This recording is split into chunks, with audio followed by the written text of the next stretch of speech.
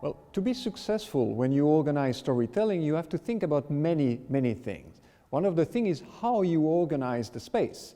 To organize the space, you have to think about many things, but you have to find a space which is quiet, not with too many distractions, because if you've got too many distractions, you will lose the attention of the audience. So you really want to organize the space in a very simple way to make sure that it creates the right ambiance. On top of it, you might want, let's say if you talk about culture, to have some element of that culture, some paintings, some colors that reflects the culture. So you have to prepare that space in a way that contribute to the storytelling by itself. You can organize storytelling in many places, like for example in a classroom. If you do it in a classroom, it doesn't have to be different than any other place. It has to be quiet, you don't have to have too many distractions, still to capture the audience of the children or the teenager or the audience. So classroom is no longer different than anything else.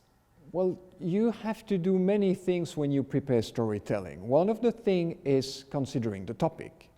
How do you choose the topic depends on what you want to achieve. If you want to achieve a specific objective, you have to think which story is the most appropriate story to achieve that objective. You can decide to do any type of story. If you don't have an objective, you just want to tell a story, you tell a story providing that story is appropriate for the audience. But overall, it's about thinking about the objective and making that storytelling fit that objective. Well, when you work in storytelling, one of the questions you have is how long should a storytelling session last? Should it be 1 hour, half an hour, 10 minutes? And also, how complex should it be? Then the short answer, it doesn't have to be complex. It can be extremely simple, and usually less is more. And for the length, you don't want to spend too much time in storytelling, because sometimes you lose the attention of the audience. Doesn't have to be too short, because sometimes people cannot enter within the storytelling.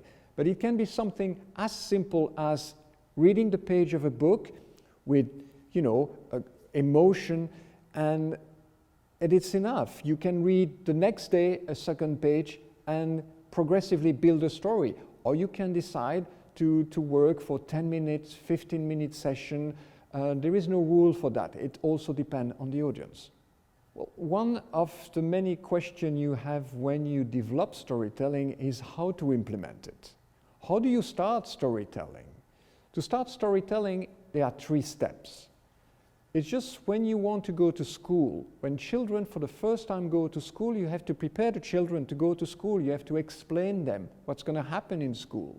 You have to prepare the school to make sure they will be able to receive the children. That's why teachers are trained. And you have to facilitate the process. It's exactly the same when you do storytelling. You have to prepare the storyteller. He has to have a story to tell. And you have to take the audience, the children, the teenager, and to explain to them what's going to happen.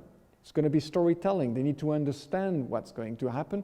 And then you bring these 2 elements together in a space, and then you create that ambiance. So these 3 steps literally help to build storytelling. Who is an ideal storyteller is interesting. You need someone who can create emotion. It's not just simply reading something, it's not simply telling a story. You want to tell the story like you're living the story. You want people to feel. You feel the fear, to feel the joy, and you want to share that emotion within that space of storytelling.